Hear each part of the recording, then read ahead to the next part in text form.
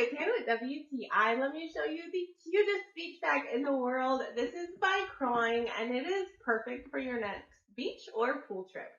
And really, I found it so cute. I've been using it like a purse up in Indiana where it's nice and cold, and it makes me feel like I'm living in summer already. This thing is so adorable. We went on a trip to Florida, and this was the perfect bag for the beach. It holds so much, and yet it zips up and is all nice and compact. I really like the quality of everything. The stitching seems nice.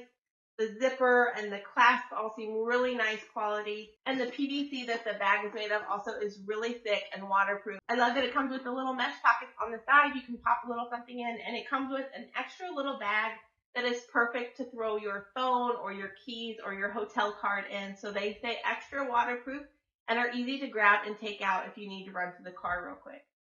It has the shoulder strap or the hand straps, which I found convenient, but you can't get much cuter than this bag at the beach. And the iridescence is just super, super cute. So if you are looking for your next beach bag, this one is absolutely darling. You will love it. You'll get so many compliments on it, and it will hold all of your stuff.